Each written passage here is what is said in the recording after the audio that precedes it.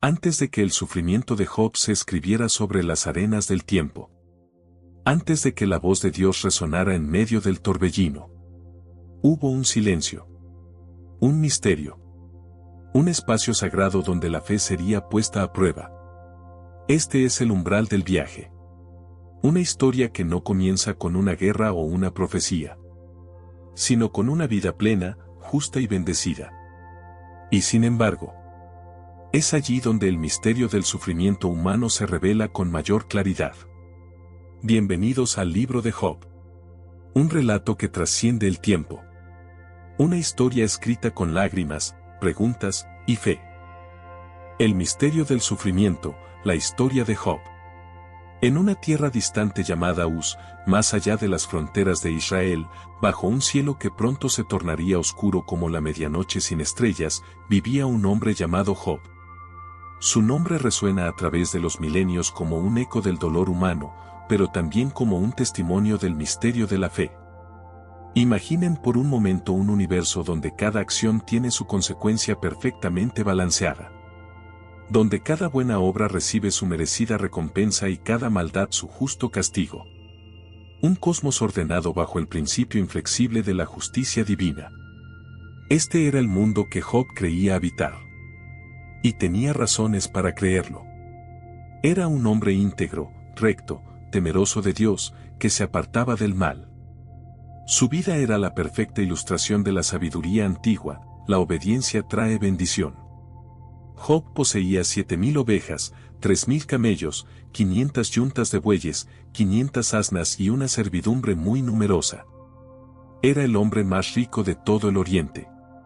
Su familia florecía con 7 hijos y 3 hijas. Sus días transcurrían en armonía y prosperidad. Pero entonces, algo extraordinario sucedió. Algo que desafiaría no solo la vida de Job, sino la comprensión misma de la justicia divina. El libro no nos ubica en un periodo claro de la historia antigua. No sabemos cuándo ocurrió exactamente, ni quién escribió esta obra maestra de la literatura sapiencial. Todo esto parece intencional, como si el autor anónimo quisiera que nos concentráramos únicamente en las preguntas universales que surgen del sufrimiento humano, sin distraernos con detalles históricos o culturales. Lo que sí sabemos es que, de repente, somos transportados a los reinos celestiales, donde Dios está reunido con su corte divina.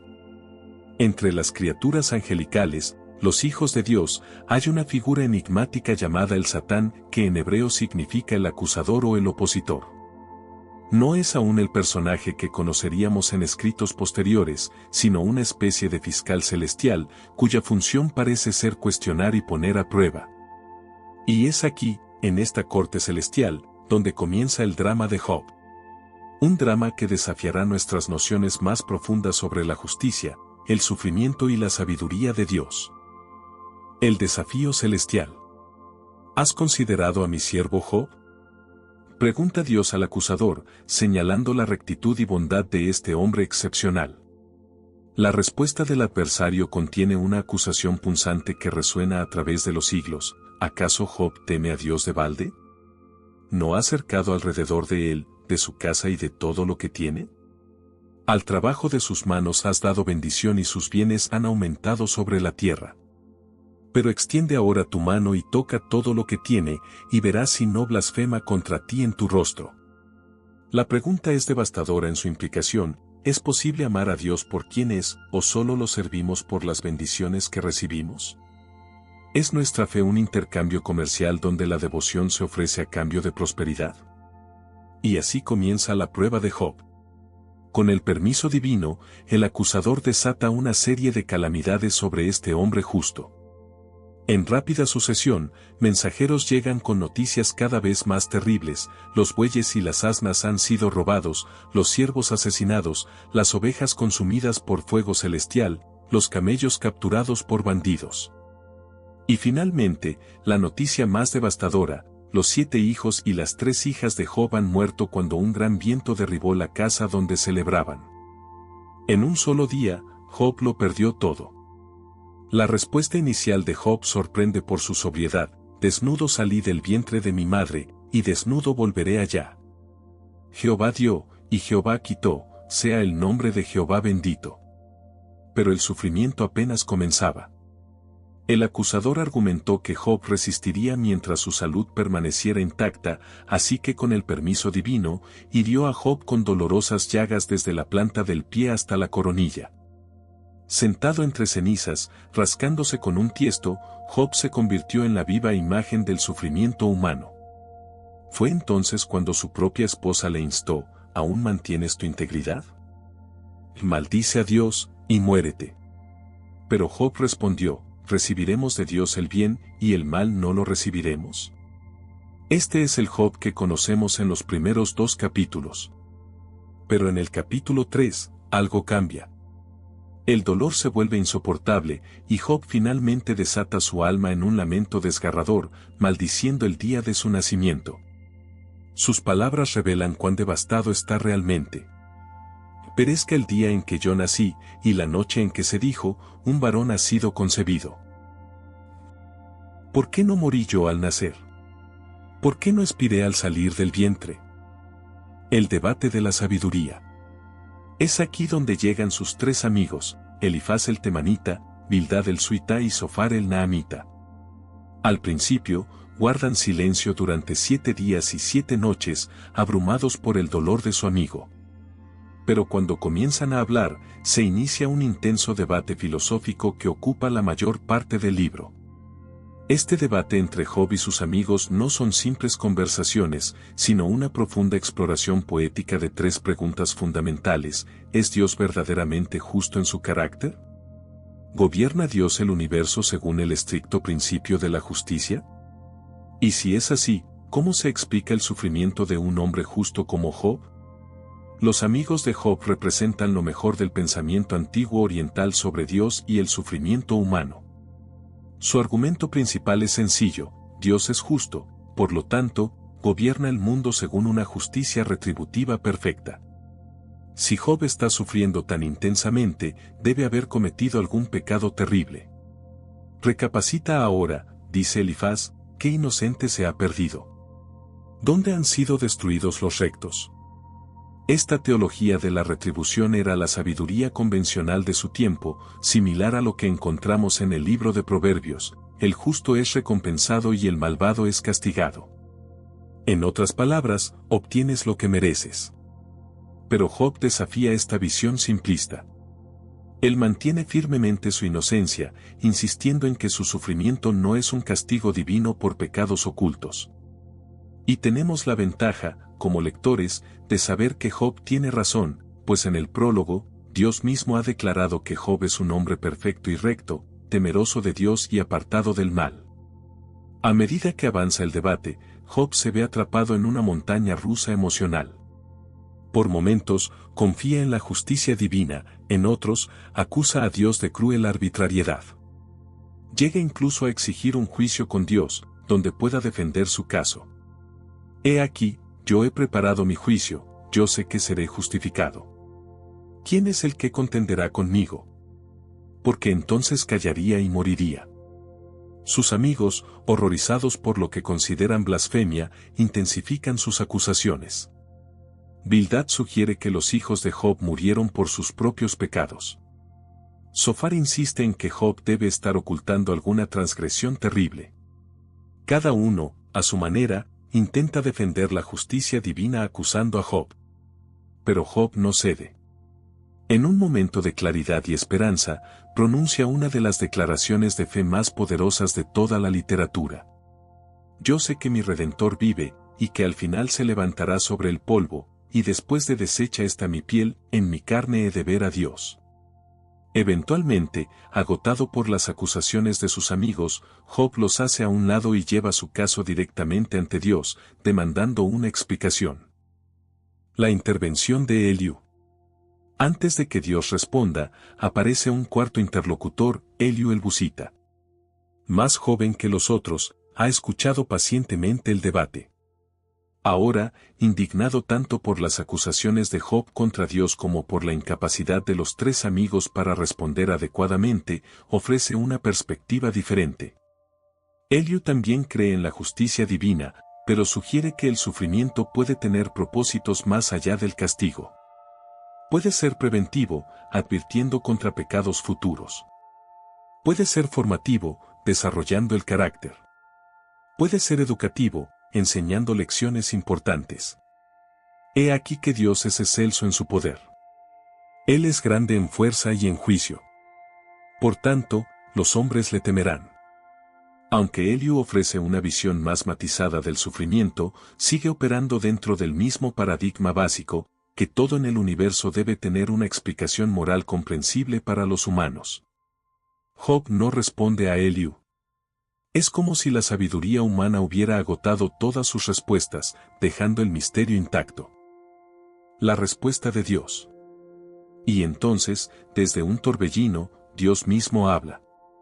Pero su respuesta no es lo que Job o sus amigos podrían haber esperado. Dios no explica por qué Job ha sufrido. No menciona la conversación con el acusador. No ofrece ninguna defensa de su justicia según los términos humanos. En lugar de eso, lleva a Job en un asombroso tour virtual del universo, mostrándole la vastedad y complejidad de la creación. ¿Dónde estabas tú cuando yo fundaba la tierra? ¿Quién encerró con puertas el mar?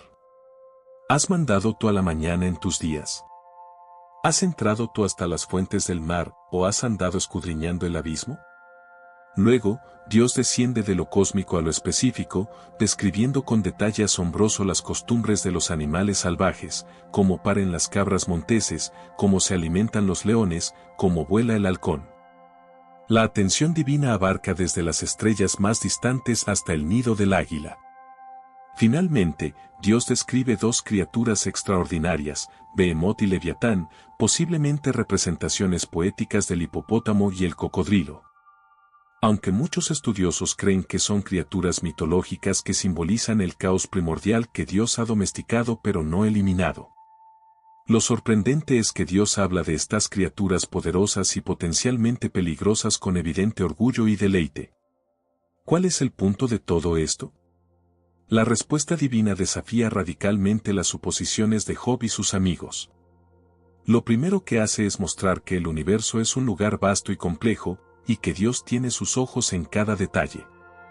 Job, en cambio, tiene solo el limitado horizonte de su propia experiencia. Su visión del mundo es demasiado estrecha para juzgar la justicia cósmica. Lo segundo es sugerir que la justicia en un mundo como el nuestro es infinitamente más compleja de lo que Job y sus amigos imaginan. No es simplemente una cuestión de premio y castigo inmediatos. La pregunta implícita es, ¿podría Job realmente administrar un universo según el principio estricto de la justicia retributiva? Finalmente, con Behemoth y Leviatán, Dios revela algo sorprendente: su creación no es un lugar perfectamente seguro o completamente domesticado. Es un mundo maravilloso y bueno, pero también salvaje, impredecible y a veces peligroso. La belleza y el terror coexisten en el orden creado por Dios. La respuesta de Job. ¿Cómo responde Job a esta revelación? Con humildad y arrepentimiento. Yo hablaba lo que no entendía, cosas demasiado maravillosas para mí, que yo no comprendía. De oídas te había oído, mas ahora mis ojos te ven. Por tanto, me aborrezco y me arrepiento en polvo y ceniza. Job no recibe una explicación para su sufrimiento.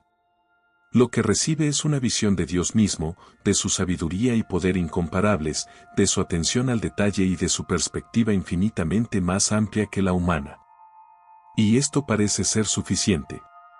Job no comprende, pero ahora confía en un Dios cuya sabiduría trasciende la comprensión humana. El epílogo sorprendente. El libro concluye con un epílogo inesperado. Dios reprende a los tres amigos: no habéis hablado de mí lo recto, como mi siervo Job. Esta afirmación es sorprendente, considerando que Job acusó a Dios de injusticia. Pero Dios parece valorar más la honestidad desesperada de Job que las defensas teológicas simplistas de sus amigos. Y luego, en un giro final, Dios restaura la fortuna de Job, dándole el doble de lo que tenía antes: 14,000 ovejas, 6,000 camellos, 1,000 yuntas de bueyes y 1,000 asnas.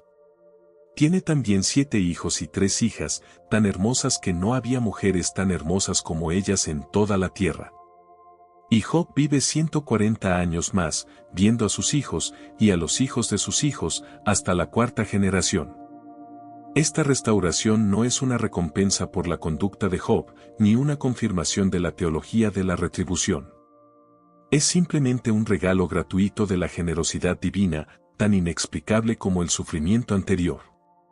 Y así, como Job, también nosotros caminamos por senderos que no siempre comprendemos.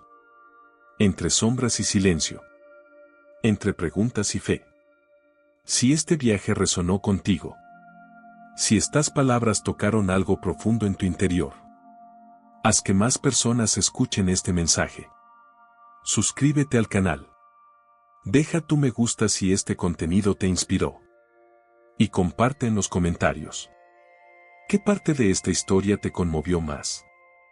Porque cada clic, cada palabra compartida, es una chispa más de luz en medio del misterio. Nos vemos en el próximo episodio. El mensaje para nosotros. El libro de Job no resuelve el misterio del sufrimiento humano. No nos dice por qué las personas buenas sufren. No ofrece una teodicea que justifique los caminos de Dios ante los humanos.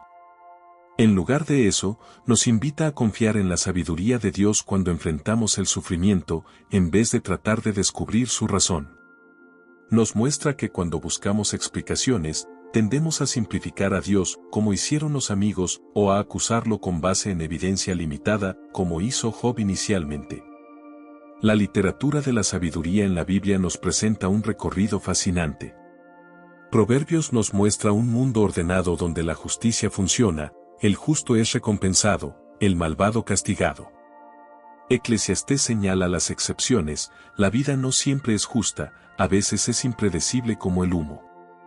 Y finalmente Job explora la tensión entre nuestra expectativa de justicia y la realidad del sufrimiento aparentemente inmerecido. El libro de Job nos enseña a llevar honestamente nuestro dolor y perplejidad ante Dios, confiando en que Él se preocupa y sabe lo que hace, incluso cuando no entendemos sus caminos. Nos invita a vivir por fe, no por vista, a confiar en la sabiduría de Dios, no en nuestro entendimiento limitado. Es una invitación a la humildad epistemológica, reconocer los límites de nuestro conocimiento y perspectiva. Es también una invitación a la confianza existencial, arrojarnos en los brazos de un Dios que no siempre explica, pero que siempre está presente. El verdadero final del libro de Job no es la restauración de sus bienes, sino la restauración de su relación con Dios, una relación ahora más profunda, más honesta y más resistente precisamente porque ha atravesado la oscuridad del sufrimiento incomprensible. Y quizás, al final, esa sea la sabiduría más profunda, que conocer a Dios, incluso a través del valle del sufrimiento, es mejor que entender todas las razones del sufrimiento sin conocerlo a Él. Y así, como Job, también nosotros caminamos por senderos que no siempre comprendemos. Entre sombras y silencio. Entre preguntas y fe. Si este viaje resonó contigo. Si estas palabras tocaron algo profundo en tu interior. Haz que más personas escuchen este mensaje. Suscríbete al canal. Deja tu me gusta si este contenido te inspiró. Y comparte en los comentarios. ¿Qué parte de esta historia te conmovió más? Porque cada clic, cada palabra compartida, es una chispa más de luz en medio del misterio. Nos vemos en el próximo episodio. Cada historia de la Biblia nos deja una enseñanza, un mensaje que trasciende el tiempo y llega hasta nuestro corazón. Esperamos que esta historia haya sido de tu agrado y te haya inspirado a conocer mejor los libros de la Biblia. Si te gustó este video, no olvides darle me gusta y suscribirte a Conexión Divina para seguir descubriendo más relatos fascinantes. Déjanos tu comentario con lo que más te impactó de esta historia y qué otras narraciones te gustarían ver en el canal. Nos encanta leerte. Gracias por acompañarnos, nos vemos en el próximo video.